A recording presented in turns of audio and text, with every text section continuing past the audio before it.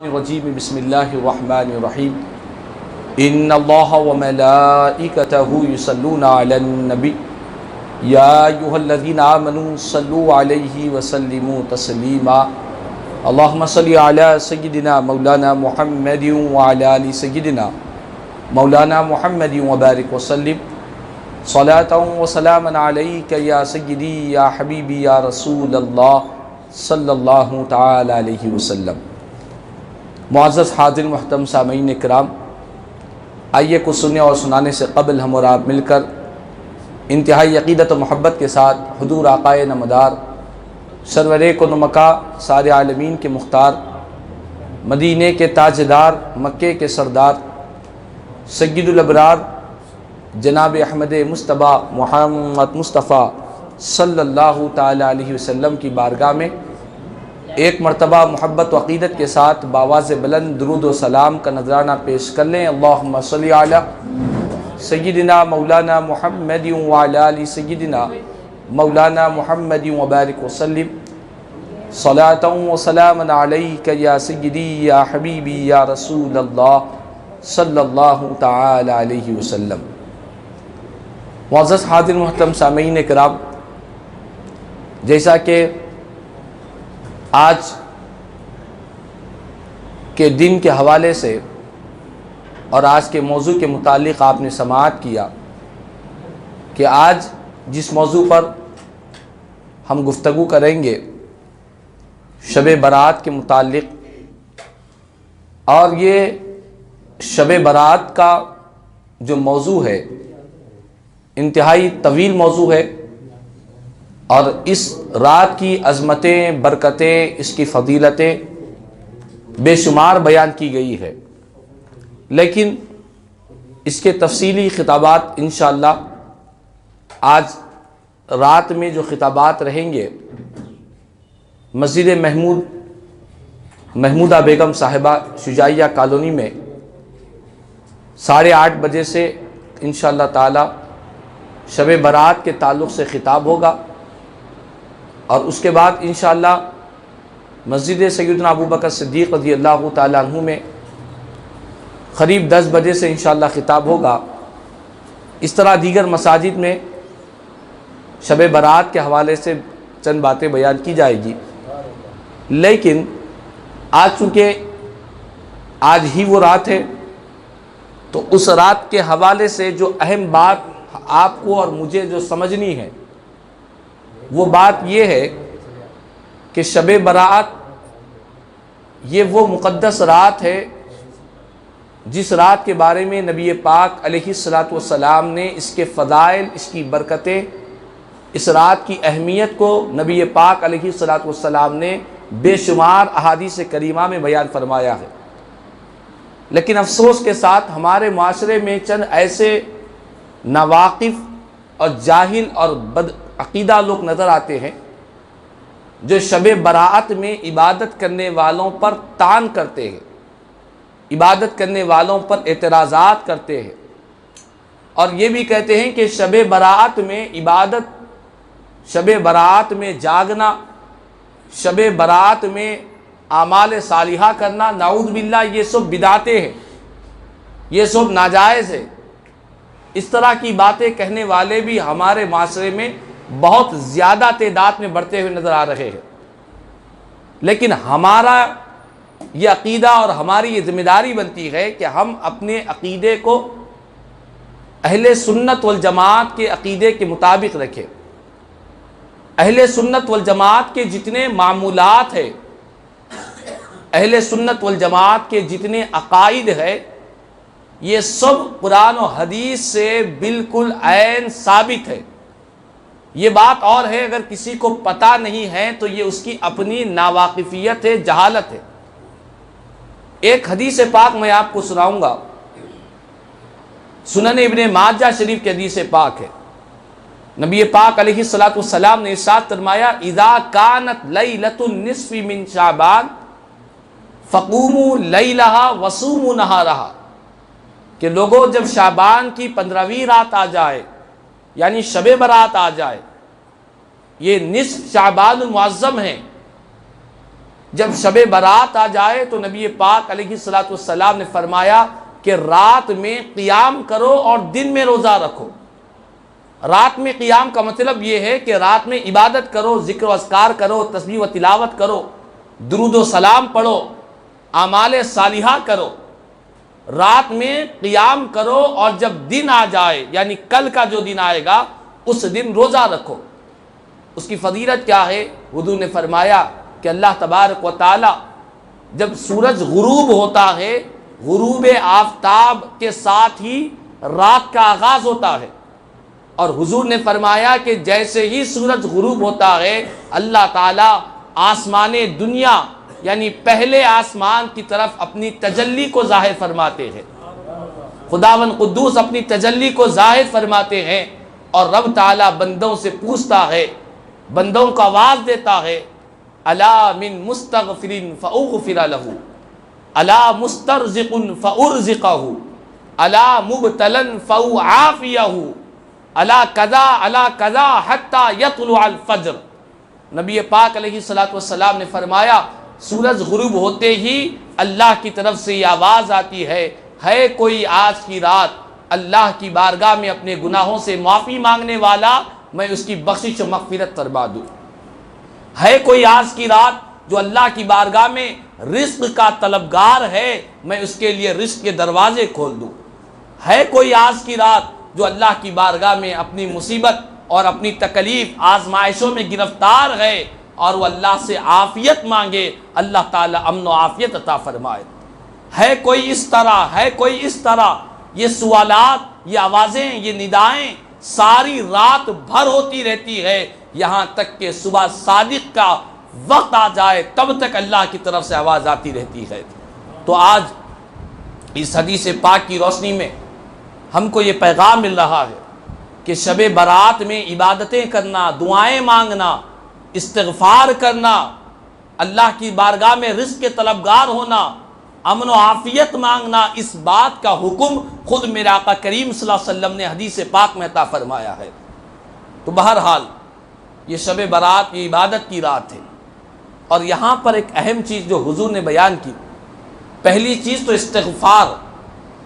دوسری چیز رزق کے طلبگار، اور تیسری چیز جو سرکار نے فرمایا مبتلن کا مطلب آزمائش، تکلیف، مصیبتوں میں جو شخص گرفتار ہے۔ تو آج ساری دنیا مصیبتوں میں، تکالیف میں، آزمائشوں میں گھری ہوئی ہے، اور بالخصوص مسلمان بڑی پستی اور زوال کا شکار ہے۔ ہر جگہ، ہر ملک میں جہاں پر آپ نظر دوڑائیں، روزانہ کی تعداد میں کئی مسلمانوں کی جانیں ضائع ہو رہی ہے، کئی مسلمان خودکشیاں کر رہے ہیں، کئی مسلمان آپس میں قتل و غارت گیری کے بدعملی میں مبتلا نظر آ رہے ہیں۔ اسی طرح ساری دنیا میں اس کرونا وائرس کی وبا سے آج ساری دنیا پریشان حال ہے۔ آپ اور ہم جانتے ہیں کہ اس کرونا وائرس کی وبا کا پھر سے آغاز ہو رہا ہے، اور مختلف مقامات پر پابندیاں چل رہی ہے۔ ایسے وقت میں امت مسلمہ کی ذمہ داری بنتی ہے کہ وہ اللہ کی بارگاہ میں اس مصیبت اور اس تکلیف سے نجات کے لیے سچے دل سے اللہ کی بارگاہ میں توبہ کرے، اور اللہ کی بارگاہ میں اس مصیبت و نجات کی دعائیں کرے، اس آزمائش سے نکلنے کی دعائیں کرے۔ جب سے اس کرونا وائرس کی وبا آ گئی، بہت سے اعمال میں رکاوٹ آ گئی، حتیٰ کہ عمرہ کو جانے کے لیے لوگ بے چین ہیں، لیکن اس وبا کی سبب سے بہت سے لوگ، ہزاروں، لاکھوں، کروڑوں کی تعداد میں لوگ اس عمل سے، نیکی سے محروم ہو رہے ہیں۔ تو آج ہمیں چاہیے کہ اللہ کی بارگاہ میں خاص طور پر، انفرادی طور پر یا اجتماعی طور پر، ہر کوئی اس وبا کی خاتمے کے لیے اللہ سے دعائیں کرے، اور اس وبا کو ساری روئے زمین سے خاتمے کے لیے ہر کوئی اپنے اپنے طور پر رب کی بارگاہ میں گڑ گڑائے۔ یقین رکھے اللہ کی رحمت کے لیے کوئی بعید نہیں، وہ چاہے تو لمحے بھر میں اس وبا کا خاتمہ ساری روئے زمین سے فرما دے۔ ایک بندے کی دعا اگر رب کو پسند آ جائے، ہمیں اللہ کی رحمت سے قوی امید ہے، وہ ہر چیز پر قادر مطلق ہے، اسے کوئی چیز کی رکاوٹ نہیں ہے، وہ جو چاہے کرے، جب چاہے کرے، کوئی اس کو پوچھنے والا نہیں، کوئی روکنے والا نہیں ہے۔ تو اسی لیے ہمیں خاص طور پر موجودہ حالات میں مصیبت اور تکلیف کے اس حالت میں اللہ کی بارگاہ میں رجوع ہونی چاہیے۔ اور ساتھ ہی ساتھ یہ تو شب برات میں بخشش و مغفرت کے لیے دعائیں کرنی ہے، ساتھ ہی ساتھ نبی پاک علیہ الصلاۃ والسلام نے حدیث پاک میں چند ایسے افراد کا ذکر فرمایا، چند ایسے لوگوں کا ذکر فرمایا کہ جن کی بخشش اور مغفرت شب برات میں بھی نہیں ہوتی۔ اللہ اکبر، ایسی مقدس رات میں بھی ان کی بخشش و مغفرت نہیں ہوتی۔ چند ایسے گنہگاروں کا حضور نے پتہ بتایا ہے، وہ کون سی بدعملیاں ہیں، وہ کون سے گناہیں ہیں جو ہماری بخشش کے لیے رکاوٹ بن چکے ہیں، وہ کون سی خطائیں ہیں جو ہماری مغفرت کے لیے رکاوٹ بنی ہوئی ہے۔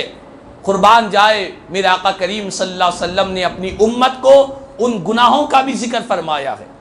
ان بدعملیوں کا بھی ذکر کیا، اسی لیے ذکر کیا تاکہ میرے امتی ان گناہوں سے، ان خطاؤں سے، ان نافرمانیوں سے اللہ کی بارگاہ میں سچے دل سے توبہ کر لے، اپنے آپ کو روک لے تاکہ اس بدعملی سے گرفتار ہونے سے بچ جائے۔ وہ کون سے لوگ ہیں؟ نبی پاک علیہ الصلاۃ والسلام نے ان کے نام اور ان گناہوں کی صفات کو حضور نے خود بیان فرمایا ہے۔ ارشاد فرمایا کہ شب برات سب کی بخشش ہوگی، چند لوگوں کی بخشش نہیں ہوگی۔ ان میں سے سرکار نے فرمایا ایک شرابی جو شراب پیا کرتا ہے، اور ایک حدیث پاک میں عادی شرابی کہا گیا جس کو شراب کی عادت بنی ہوئی ہے، جو روزانہ شراب پیتا ہے۔ روزانہ شراب پیتا ہے کا مطلب یہ نہیں کہ کوئی کہے کہ میں ہفتے میں ایک بار پیتا ہوں، نہیں، لفظ شراب یہ ساری برائیوں کی جڑ قرآن و حدیث میں بیان کیا گیا۔ حدیث پاک میں حضور نے ام الخبائث فرمایا، تو ایک شرابی سرکار نے فرمایا کہ شب برات میں شرابی کی بخشش نہیں ہوگی۔ اسی طرح سرکار نے فرمایا دوسرا زانی ہے جو زنا اور بدکاری میں مبتلا ہے، زانی کی بھی شب برات میں بخشش نہیں ہوگی۔ اور حضور نے ایک گنہگار کی صفت بیان کرتے ہوئے فرمایا کہ ایک وہ جو اپنے والدین کا نافرمان ہے، جو اپنے ماں باپ کو تکلیف دینے والا ہے، جس بیٹے سے، جس اولاد سے ماں باپ ناراض ہے، اس اولاد کی بھی شب برات میں بھی بخشش نہیں ہوگی۔ اسی طرح میرے آقا نے فرمایا ایک وہ شخص جو کینہ پرور ہے، جس کے سینے میں خلق خدا کے تعلق سے، رشتہ داروں کے تعلق سے، دوستوں کے تعلق سے، پڑوسیوں کے تعلق سے دل میں کینہ کپٹ رکھتا ہے، دل میں حسد و جلن رکھتا ہے، دل میں عداوت رکھتا ہے، ایک کینہ پرور، اس کی بھی شب برات میں بخشش نہیں ہوگی۔ اور حضور نے فرمایا ایک وہ شخص جو رشتہ داریوں کو توڑنے والا ہے، رشتہ داری کو توڑنے والا، رشتہ داریوں سے قطع تعلق رکھنے والا، رشتہ داریوں کا لحاظ نہ رکھنے والا، جو قاطع رحم ہے، جو رشتہ داری کو توڑتا ہے، شب برات میں اس کی بھی بخشش نہیں ہوگی۔ اسی طرح میرے آقا کریم صلی اللہ علیہ وسلم نے فرمایا ایک متکبر، تکبر کرنے والا، دوسروں کو حقیر سمجھنے والا اور خود کو بہتر سمجھنے والا، دوسروں کو ادنا سمجھنے والا، خود کو اعلیٰ سمجھنے والا، دوسروں کو کمتر سمجھنے والا، خود کو بہتر سمجھنے والا، یہ متکبر ہے۔ فرمایا شب برات میں متکبر کی بھی بخشش نہیں ہوگی۔ اسی طرح میرے آقا کریم صلی اللہ علیہ وسلم نے فرمایا ایک وہ شخص جس کے عقیدے میں بگاڑ ہے، جو بدعقیدہ ہے، جو عقیدہ، جو حقانیت والا عقیدہ ہے، جو عقیدہ اہل سنت سے الگ ہے، اس کی بھی شب برات میں بخشش و مغفرت نہیں ہوگی۔ تو بہرحال رسول پاک علیہ الصلاۃ والسلام نے بہت سے گنہگاروں کے نام لیے، اسی لیے لیے تاکہ گنہگار ان گناہوں کو اپنی زندگی سے خارج کرے، کیونکہ یہی اعمال انسان کی بخشش کے لیے رکاوٹ بنے ہوئے ہیں، یہی برائیاں انسان کی مغفرت کے لیے رکاوٹ بنے ہوئے ہیں۔ قربان جائے حضور کے اس فرمان پر تاکہ امتی اس گناہوں سے بچ جائے۔ آج افسوس کے ساتھ کہنا پڑتا ہے پیارے آقا نے پہلے ہی بیان کر دیا، لیکن اس کے باوجود بھی آج ہم ان گناہوں کو اپنی زندگی سے ختم نہیں کر رہے ہیں، ان بدعملیوں کو اپنی زندگی سے دور نہیں کر رہے ہیں۔ اگر ہمیں معلوم ہو جائے کہ اگر ہم بغیر ہیلمٹ کے گاڑی چلائیں گے تو چالان آئے گا، تو آج آپ جا کر دیکھیں، بہت سے لوگ جو ہیلمٹ نہیں پہنتے تھے، جب انہیں پتہ چل گیا کہ اگر ہیلمٹ نہیں پہنیں گے تو گاڑیوں پر چالان آئے گا، فون پر آ جائے گا کتنے پیسے آپ کو بننا پڑے گا، تو آج آپ سٹی میں جائے نہ پہننے والے بھی ہیلمٹ پہن کر باہر نکل رہے ہیں، اتنا احتیاط کر رہے ہیں۔ دنیا کے بارے میں چند روپیے پیسوں کا کچھ اگر جرمانہ عائد ہوتا ہے تو اس جرمانے سے بچنے کے لیے اتنی کوشش کہ اپنی عادت کو بدل رہے ہیں۔ جن کو ہیلمٹ پہننے کی عادت بھی نہیں ہے وہ شخص بھی سر پر ہیلمٹ ڈالے جا رہا ہے، اپنی عادت کو بدل رہا ہے، اپنی لاپرواہی کو ختم کر رہا ہے۔ کرنا بھی چاہیے، یہ اس کے لیے خیر کا معاملہ ہے، لیکن کہنے کا مقصد یہ ہے کہ دنیا کے اس تھوڑے سے نقصان سے بچنے کے لیے اتنی احتیاط ہے،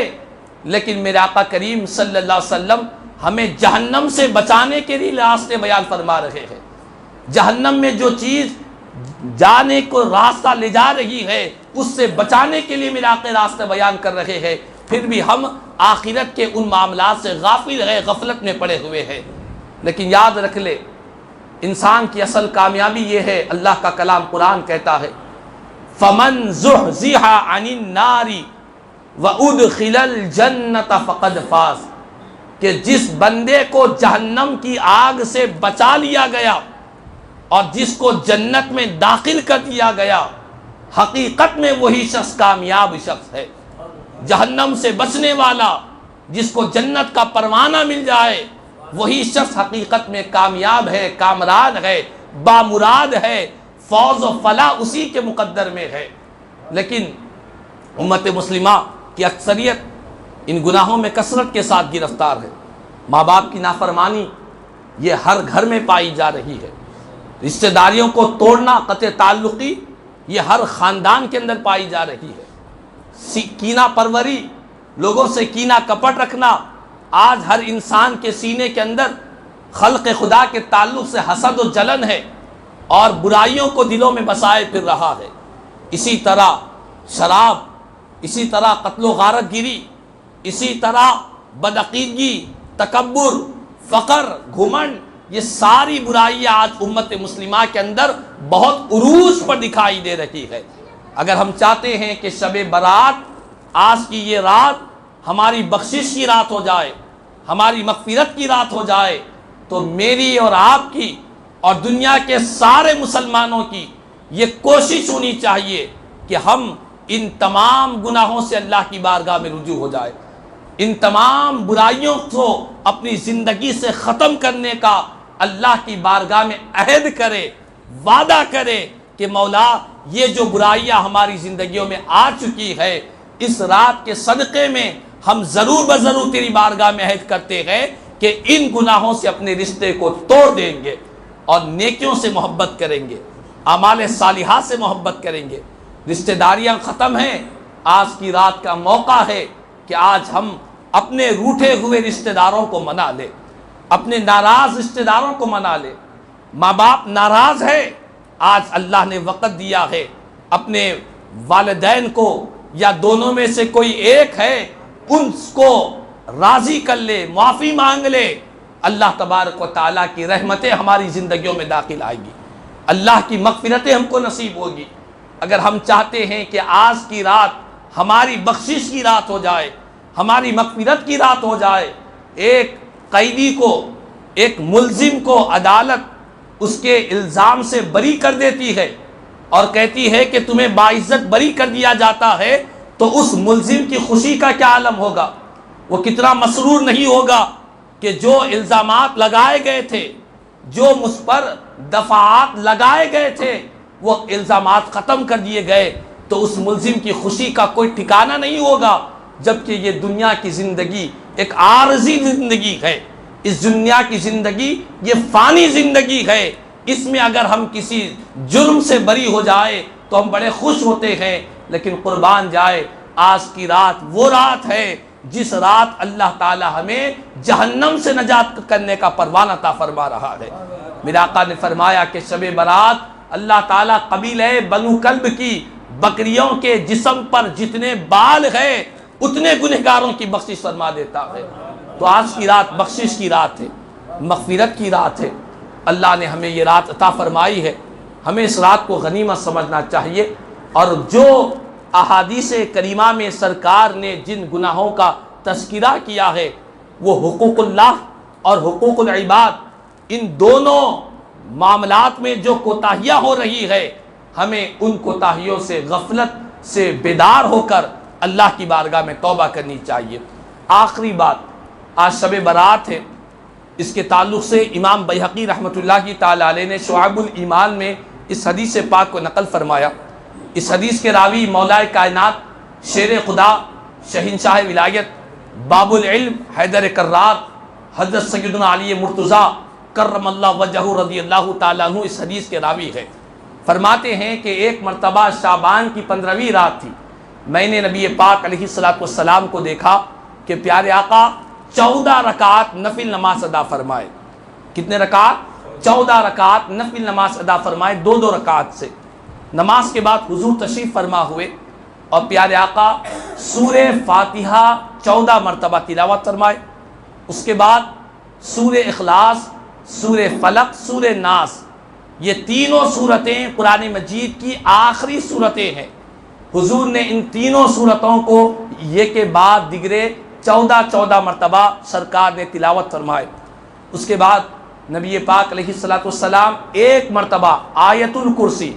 اللہ لا الہ الا هو الحی القیوم، یہ پوری آیت الکرسی ایک مرتبہ تلاوت فرمائے۔ اس کے بعد سورہ توبہ کی آیت 128،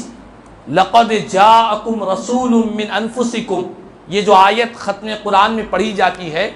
اس آیت 128 سورہ توبہ کی ایک مرتبہ حضور نے تلاوت فرمائے، بس عمل ہو گیا۔ اس کے بعد مولا کائنات فرماتے ہیں میں سرکار کی بارگاہ میں حاضر ہوا، عرض کرنے لگا یا رسول اللہ صلی اللہ علیہ وسلم، آج میں نے آپ کو ایک عمل کرتے ہوئے دیکھا، آقا اس کا معاملہ کیا ہے؟ قربان جائے میرے آقا کریم صلی اللہ علیہ وسلم نے فرمایا کہ اے علی، جس عمل کو کرتے ہوئے تم نے دیکھا ہے، اگر کوئی میرا امتی آج کی رات یہ عمل کرے گا، اللہ تبارک و تعالیٰ اسے 20 مقبول حج کا ثواب عطا فرمائیں گے، 20 مقبول حج کا ثواب عطا فرمائیں گے، اور 20 سال کے مقبول روزوں کا ثواب عطا فرمائیں گے جو آج کی رات یہ عمل کرے گا۔ اور حضور نے بیان فرمایا جو اگلے دن روزہ رکھے گا، اللہ تعالیٰ ایک روزے کے بدلے اس کو 2 سال کے روزوں کا ثواب عطا فرمائیں گے۔ تو بہرحال یہ شب برات، یہ مقدس اور متبرک رات ہے، اس بارے میں کوئی شک و شبہ میں گرفتار نہ ہو، کوئی شیطانی وسوسوں میں نہ پڑے کہ ایک رات میں اتنا مختصر عمل کریں گے تو 20 مقبول حج کا ثواب کیسے ملے گا، 20 سال کے مقبول روزوں کا ثواب کیسے ملے گا، یہ شک و شبہ میں نہ رہے، یہ شیطانی وسوسے ہیں۔ اللہ کی رحمت کے خزانوں میں کوئی کمی نہیں ہے، وہ خالق کائنات ہے، ایسا نہیں کہ اس نے بندوں کو 20 مقبول حج کا ثواب دے دیا، اب اس کے خزانوں میں نعوذ باللہ من ذالک کوئی کمی آ جائے، ہرگز ایسی بات نہیں ہے۔ اس کے خزانوں میں، اس کی رحمت کے خزانوں میں، بخشش کے خزانوں میں، رزق کے خزانوں میں، مغفرت کے خزانوں میں، کائنات کے سارے خزانوں میں کوئی رب کے خزانوں میں کمی نہیں ہے۔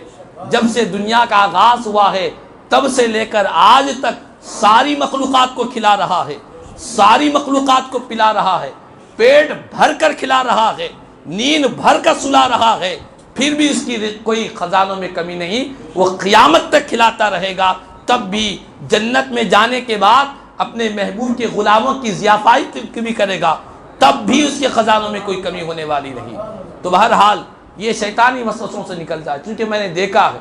جب کوئی فضیلت والی حدیث سنتے ہیں تو بعض لوگوں کا ذہن بنتا ہے کہ ایسے کیسے ہوگا، نہیں، اللہ کی رحمت کے خزانے بڑے وسیع۔ آپ دیکھیں قرآن مجید کی آیت مبارکہ سورہ قدر کے بارے میں کہ سورہ شب قدر 1000 مہینے کی راتوں سے بہتر ہے، یہ قرآن کہہ رہا ہے۔ شب قدر میں ایک رات میں عبادت کرنے والا وہ 1000 مہینے کی راتوں سی عبادت سے بڑھ کر اسے ثواب اللہ عطا فرما رہا ہے۔ اگر کوئی یہاں شک کرے گا تو ایمان سے ہاتھ دھو بیٹھے گا۔ تو اللہ کی رحمت کے خزانوں میں کوئی کمی نہیں ہے، یقین کے ساتھ، بھروسے کے ساتھ اللہ کی عبادت و بندگی کرے۔ اور دوسری بات یہ بھی ہے کہ آج کی رات کی سنتوں میں سے ایک سنت اور مستحب طریقہ یہ بھی ہے کہ آج کی رات قبرستانوں کی زیارت کیا جائے خاص طور پر، چونکہ حدیث پاک ہے، جامع ترمذی شریف کے حدیث پاک ہے، نبی پاک علیہ الصلوۃ والسلام کی زوجہ مطہرہ ام المومنین حضرت عائشہ صدیقہ رضی اللہ تعالی عنہ بیان کرتی ہے کہ ایک رات میں نے حضور کو اپنے بستر پر نہ پایا تو سرکار کو تلاش کرتے ہوئے باہر نکلی، حجرے کے باہر، کیا دیکھتی ہوں کہ حضور جنت البقیع میں تشریف فرما ہے۔ جنت البقیع کیا ہے؟ یہ مومنین کا قبرستان ہے، صحابہ کرام رضوان اللہ تعالی علیہم اجمعین وہاں پر آرام فرما ہے، اس طرح بہت سے اکابرین ہیں، تو حضور جنت البقیع میں تشریف فرما ہے۔ تو ام المؤمنین کو جب سرکار نے دیکھا تو آقا نے فرمایا یا عائشۃ اکنتی تخافین ان یحیف اللہ علیکی ورسولہ، اے عائشہ کیا تمہیں اس بات کا اندیشہ ہے کہ اللہ اس کے رسول تم پر ظلم کرے؟ تو ام المؤمنین نے عرض کیا کہ آقا میں نے گمان کیا شاید آپ کسی اور زوجہ مطہرہ کے پاس تشریف لے گئے۔ میرے آقا نے فرمایا کہ اے عائشہ بات یہ ہے کہ آج کی رات نصف شعبان المعظم ہے، شعبان کی 15ویں رات ہے، آج کی رات اللہ تعالیٰ قبیلہ بنو کلب کی بکریوں کے جسم پر جتنے بال ہے اس سے بڑھ کر اللہ تعالیٰ گنہگاروں کی بخشش فرمائے گا، اس سے بڑھ کر گنہگاروں کی مغفرت ہوتی ہے۔ تو شب برات میں نبی پاک علیہ الصلوۃ والسلام نے قبرستان کی زیارت فرمائی ہے، تو ہمیں بھی چاہیے کہ حضور کی پیروی کرتے ہوئے قبرستانوں کی زیارت کرے۔ کوئی یہ کہے کہ حضور نے ایک ہی مرتبہ کی، ہر بار نہیں کی، تو سرکار کا ایک ہی مرتبہ جو عمل ہو امت کے لیے قیامت تک کے لیے رہنمائی کرتا ہے، قیامت تک کے لیے سرکار کا ایک عمل مبارک ہمارے لیے بخشش کا ذریعہ ہے، نجات کا ذریعہ ہے۔ اللہ تبارک و تعالیٰ سے دعا ہے اللہ تعالیٰ ہم تمام کو شب برات کی تمام تر بخشش مغفرت لوٹنے کی توفیق عطا فرمائے، اعمال صالحہ کی توفیق عطا فرمائے، اس مقدس رات کے صدقے میں ہمارے تمام مرحومین کی بخشش و مغفرت فرمائے اور ہم سب کی بخشش و مغفرت فرمائے، ہمارے اعمال کو درست فرمائے، ہمارے احوال پر رحم فرمائے، نبی پاک علیہ الصلوۃ والسلام کے صدقے میں ہماری دعاؤں کو اپنی بارگاہ میں قبول فرمائے۔ آمین ثم آمین، واخر دعوانا الحمد للہ رب العالمین وما علینا الا البلاغ۔